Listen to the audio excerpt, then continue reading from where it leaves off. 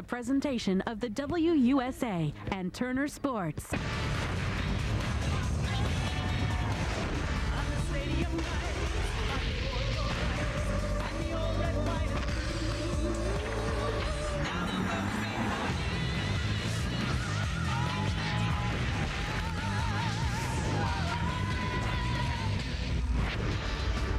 Hot summer days, and nothing's hotter than the WUSA playoff race. 6 teams still have a shot at the postseason. The top 4 advance to the semifinals. Welcome to Inside WUSA Soccer. I'm John Paul Della Camera. She is Wendy Gebauer, and we'll be with you every Saturday morning right up to the first ever WUSA championship match, August 25th. From Foxborough Stadium in Foxborough, Massachusetts. But an exciting regular season is still going strong. Wendy, we talked about parity at the start of the season, and we've had that because with only a few games to go, all the teams are still pretty much in the hunt for a playoff spot. The one thing that jumps out to me is that the Bay Area is actually the only team that has clinched the spot. And the interesting thing about that is that they lost Allegich to an ACL tear. I really thought that was going to be tough for them to adjust to in the defense, but they're 2-1 since she's been out, and they're doing fine. So they head in with a lot of momentum going into the playoffs. Let's check out some of the highlights from games that were played this week in the WUSA. In Atlanta, the Atlanta Beat struggling with injuries, but they got Brianna Scurry back from a foot injury, and boy, was she ever sharp. Early on, making one foot save, then robbing Ellie Foster of what seemed to be a sure goal. But at the other end, Scurry's backup of the national team, Tracy Dukar, equally impressive with that great save off Emily Burt. Scoreless at this point in time. Watch Boston hustle Rager to Christine Lilly. Couple of cuts back for Lilly. She will find Dagny Melgren. Watch this pass across. Maren Minert already has the leg cocked. Look at the sensational volley. One of the great goals of the year. That is your game winner for the Boston Breakers. They shut out Atlanta 1-0. And another match this week, San Diego hosts Washington. And in the 12th minute, look at this tough angle for Shannon McMillan, but it doesn't slow her down at all. And she nets her 10th goal of the season, and it's 1-0 to Spirit. And 6 minutes later, another San Diego attack. Coming to you here with a beautiful cross. Beautiful diving header by Koleski. She scored in 2 straight matches, 2-0 Spirit.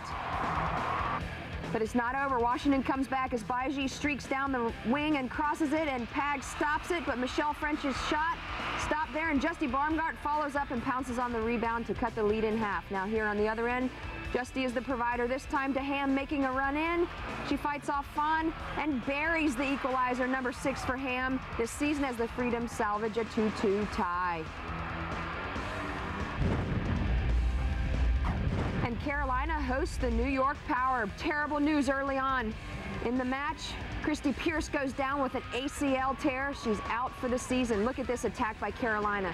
To Hegarise, to Fotopoulos, nice flick. Florence, and unbelievable, she scoops it up over the net from 2 yards out. Wishes she had that chance back. And there's apparently a happy Christy Pierce, but obviously she is out for the season with the ACL. And now here's the goal that won it for New York. Tiffany Milbritt, candidate for MVP for the league, beats Overbeck. Luckenbill commits, and Milbritt, as she knows how to do it so well, finds the low left-hand corner. Beautiful goal from Milbritt, and it's 1-0 Power. Philadelphia and Bay Area, plenty of action starting in the 51st minute. Cyber-A's Gina Oseguera will find Julie Murray, and the Australian international will beat Saskia Weber. Bay Area take a 1-0 lead. But less than a minute later, the Philadelphia Charge tie it up on a goal by Margaret Olafsdotter. 1-1 at this point. More goals in a flurry. 55th minute, Julie Murray striking again. It's her 2nd of the match, 9th of the season. She leads the Cyber-A's in goals scored, 2-1 Bay Area. Then in the 61st minute, the Brazilian connection clicks. CC sets up Katia. It's a 2-goal lead for Bay Area. But the Charge, as they've done all year, come back strong. A Lori Fair goal cut the lead to 3-2, but it wasn't going to be enough. Bay Area wins it, and they clinch a spot in the playoffs, the first team in the WUSA to do that. Here are your up-to-date WUSA standings. Only the Bay Area Cyber-A's have clinched the playoff spot. We've told you that Washington and Carolina have been eliminated, but there is still a race, Wendy, to see who's going to get home field advantage. Now, besides the Bay Area Cyber-Rays, who do you like momentum-wise down the stretch? I've liked the Atlanta Beat all season long, but they've run into some injuries recently. I really like San Diego. They're on a roll. The big trade has helped them out with Nordby and Wenli Rong, and also obviously Joy Fawcett coming back. She's making an immediate impact. What do you think Joy brings to this team now so late in the season? Obviously, she's fresh, but she's probably still not at 100%. She brings leadership, she brings calm to the defense, and she loves to get into the attack. And, you know, as Shannon McMillan calls her rock, she just keeps everybody calm and just performs. My surprise team this year still has to be Philadelphia. Most people, I think, picked them for near the bottom of the table. At one time, remember, they were in first place. Now they're looking in fourth with a shot at making the playoffs. Well, they had taken a bit of a slide, but they seem to be strong going into this last stretch. Doris Fitchen is out with an injury. Will she come back? We'll have to see. But they're, you know, they're a great young team, and they go after it. That's what I love about them. It's going to be an exciting finish. Well, the drive for the Final Four continues today on TNT. The Washington Freedom are hosting the Atlanta Beat. Kickoff for today, 1:30 Eastern Time. Then Sunday night on CNNSI, San Diego visits Boston. Our coverage starts at 6 p.m. Eastern. When Inside WUSA Soccer returns, Christine Lilly takes us to her hometown. We'll hang out with Wilton, Connecticut's favorite daughter. But next up, how karate helps Lakeisha Bean stay quick as a cat in the Cyber-Rays net.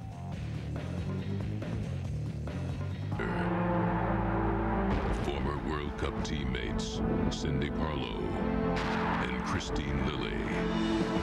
International superstar Soon Wen come together in a new league with a very secret handshake called the Electric Chicken.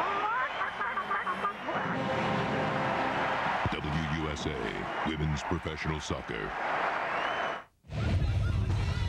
Welcome back, everyone, to Inside WUSA Soccer.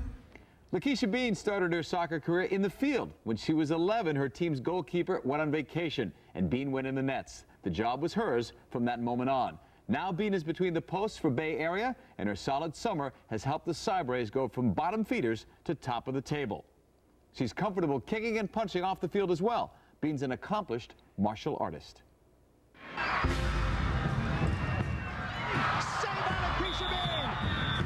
The league's shutout leader. A streak of 6 in a row that helped her team go from 7th to the top of the table. What's been the difference for Lakeisha Bean? The shutout streak, I don't know. I think there's a lot of factors that go into that. A little bit of it is, I mean, it's luck. I mean, I've had defenders clear balls off the lines, and I've had one hit the post. So I guess part of it is luck, and defense is playing phenomenal right now. They're so solid in the back. And I think just me being confident going into the games, I think. Lakeisha Bean has all the qualities of a great goalkeeper. She's athletic, thinks fast, has quick reflexes, and she's not afraid of anyone. Bean has no fear because she's a double black belt. Hyperactive kid. And I started when I was 4, and I was just going around kicking everyone. My brother was 6 years older. I'd go around hitting his friends and all that kind of stuff. So my mom thought, I need to do something to channel this kid's energy. So she put me into karate. Seemed to do the trick. I won like state championships probably every year except when I was 12 years old. That was a bummer year. And then we had world championship events, and I won those, like 3 of them. I have a mastery of, I think there's about 13 or 14 by the time you're a black belt. Just have a mastery of that. You have to break a couple boards, 2. I didn't break a bricks, but you have to do that. You have to be able to have a good handling on a weapon of your choice. And I did the bow, which is a long staff, wooden staff. But how does karate give Lakeisha an edge as a goalkeeper? Karate is definitely yourself and kind of focusing on your mind and reacting to a situation, which I think definitely ties into goalkeeping as well. I mean, reactions and that kind of stuff comes second nature because of karate, I believe. And also I think the mental edge. Obviously you have to be great physically in both of them, but I think also it gives you a mental edge to be able to figure out things and sort things out. Making movements that are just second nature and not thinking about it. Kind of like a self-defense where someone grabs you and you did a block, not really realizing that you did that block because it's already been ingrained. I think just that kind of thing, just second nature movement of reflexes to save a shot. I think a lot of keepers get thought kind of overthinking or what should I do this, just and how to try to react for different situations where I can just react. With 7 clean sheets under that black belt, Bean staking a claim for goalkeeper of the year. Here are the shutout leaders in the WUSA, and note the 2 at the bottom. Philadelphia have 6 shutouts. They've been shared equally by both Melissa Moore and Saskia Weber. What a year it's been for goalkeepers. Bean having an outstanding year. Who are some of the other goalkeepers, Wendy, you'd like to talk about this morning? We've got to like Brianna Scurry. I mean, it's been exciting to see her passion for the game come back, and you know, she's really led her team, the Atlanta Beat, in the net. She's come up with some huge saves, whether it's off the line or making great saves on aerial balls like here against Philadelphia. Just a nice save over the top. But she's just been real confident for Atlanta. And of course, a big scare last week against San Diego, but she's going to be okay. And Gal Hung is another favorite of mine. She has been all year long, and because of saves like this, and she plays with a ton of passion. And the other neat thing about her is she loves what she does. Watch her reaction here after she gets up and makes this second save. She's so excited, and her team loves that, loves having her back there in the defense. And then Siri Molnix, obviously a name that we all know. She has been one of the leaders in saves this season. Hasn't had a great year. I think a lot of it's because she's lacked a little confidence with a young defense in front of her, but you can't fault her for that. Oh, mercy. The woman they call Marvelous finds her scoring touch for San Diego. And Christine Lilly leads the way through the streets of Wilton, Connecticut when we come back on Inside WUSA Soccer. Tiffany Milbert is setting the scoring pace, 15 goals. What a great year. She might be the MVP of the WUSA. Other hot goal scorers, Dagny Melgren with 7 goals in her last 8 games. And Julie Murray, after a slow start this year, has scored many important goals for the Bay Area Cybrays in leading them from 7th to 1st place.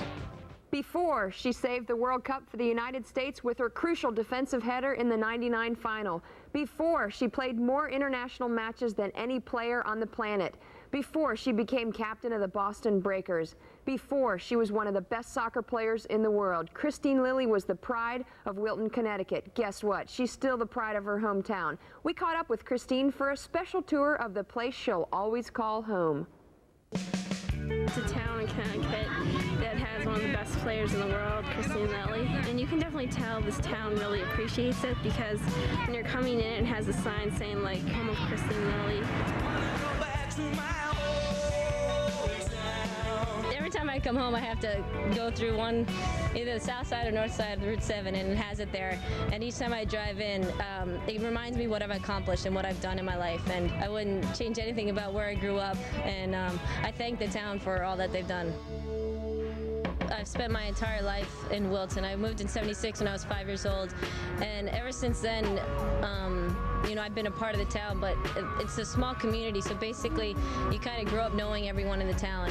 Hello. Hi, Christine. How are you? Good. How are you guys doing today? We're doing fine. Doing all right. Warm out. Your picture's hanging on the wall in the back in a very prominent spot. It is. 96. Old gold medal. Come on. I used to, when I was in high school, the paper covered me obviously a lot. And I think my friends got a little sick and tired of me all over the paper. Wilton pizza. As you can see, everything's Wilton something, Wilton this, Wilton that. We take pride in our town. This is a place where I spend most of my time sending out all my fan mail to the kids. So come on, let's go visit the post office. Wilton, Connecticut, 06897. This is the place where it all began. They all want to be a Christian, and they all want to be soccer players, and I think she helped promote that popularity.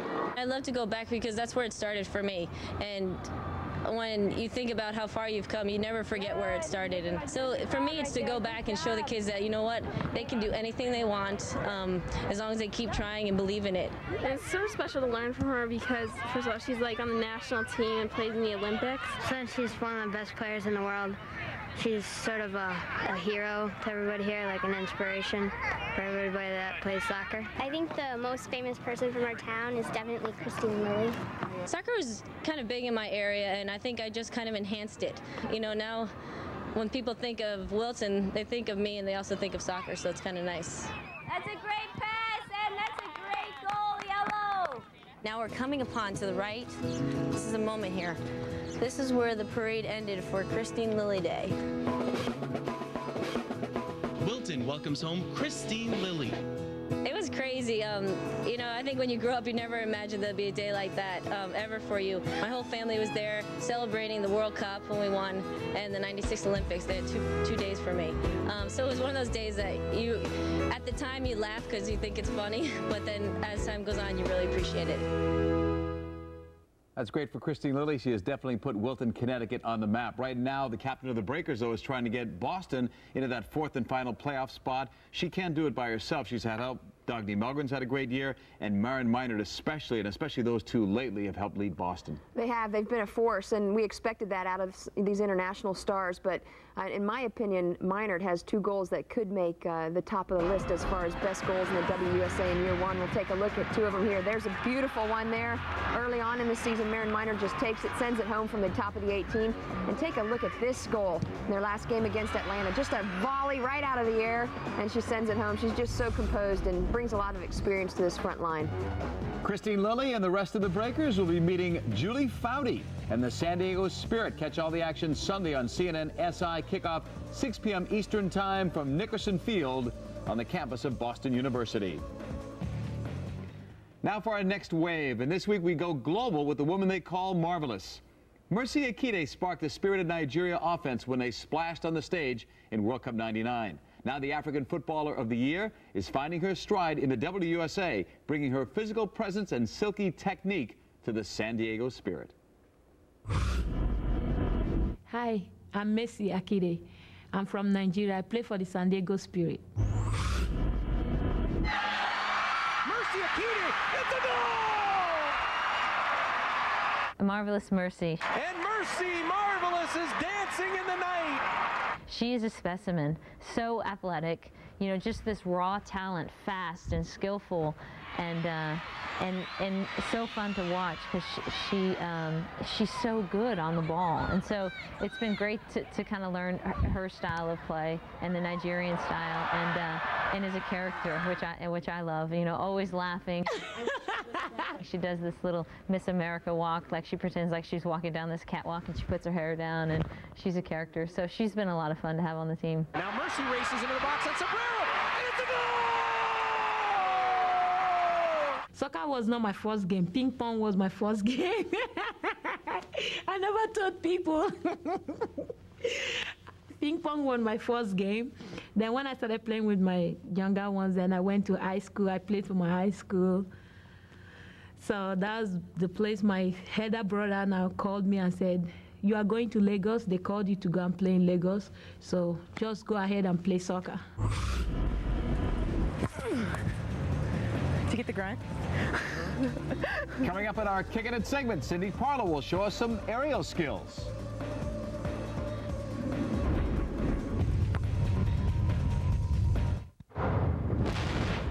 Mia Hamm, Brandy Chastain, former teammates turned opponents in a new professional soccer league. Old friends, face to face, locked in combat. Did you get bangs? Yeah, cute. WUSA, Women's Professional Soccer.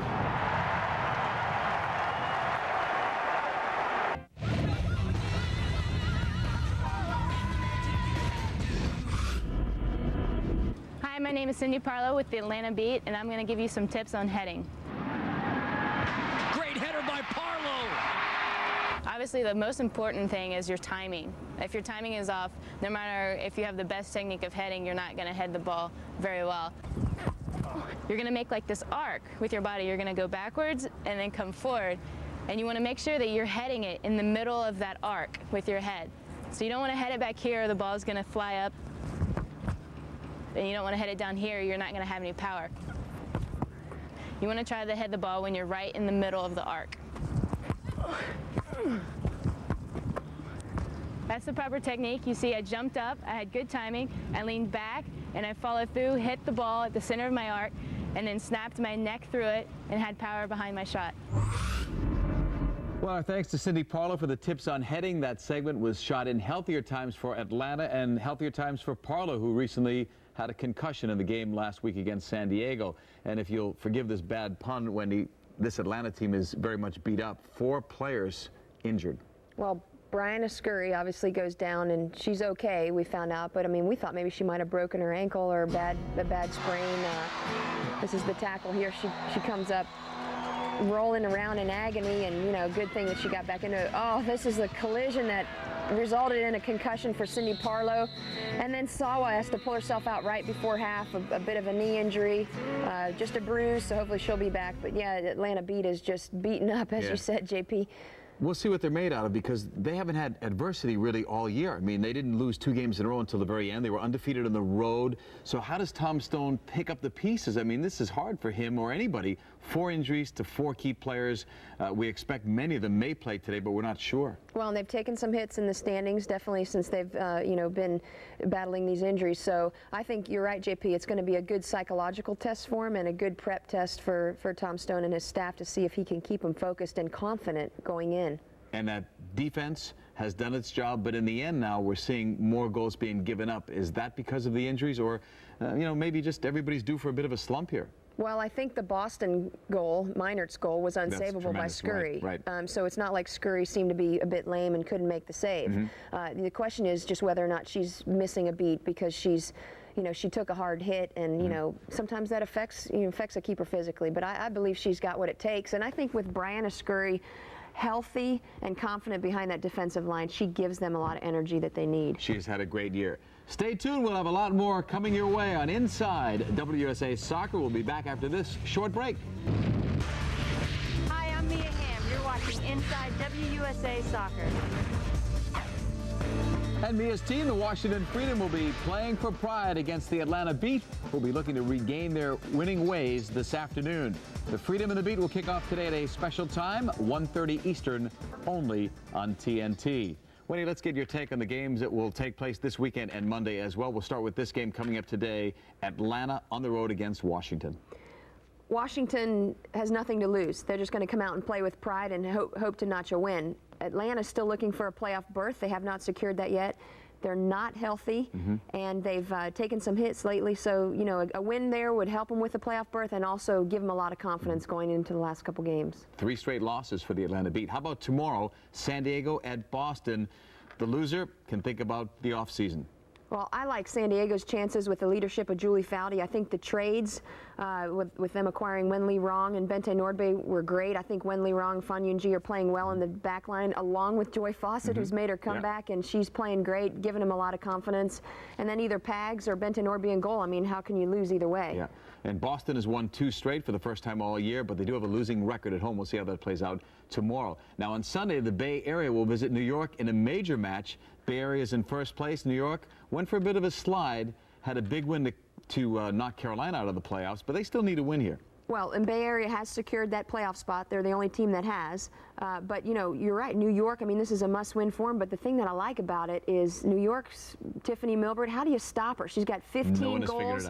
If you give her any space, she's going to burn you. And that's what we saw her do against Carolina. Like you mentioned, they knocked Carolina out of the playoffs. One more game to talk about. How will Carolina play on Monday? I mean, they could be spoilers against the Philadelphia team that's going to need to win here to secure a playoff spot. Again, no pressure on Carolina, but it's a pride issue. They don't want to end up at the bottom of the standings at the end of this season. So they're going to come out and they're going to give it their all. There is no pressure on them, so they can just go for it. Now, Philly, home field advantage, you got to figure on that. And also that turf situation has been tough for visiting teams to deal with. So it should be a great game. And again, Philly needs a win in order to secure a playoff berth. Philadelphia is still my surprise team this year. Next week, we'll check out some of the best international players in the WUSA. England's best, Kelly Smith, puts a charge in the Philadelphia offense, and Gao Hong and Gro Espeseth will power that New York defense. Tune in to the Discovery Channel or CNN Sports Illustrated for Inside WUSA Soccer. Until next week, I'm John Paul Della Camera for Wendy Gabauer. We'll see you on Inside WUSA Soccer.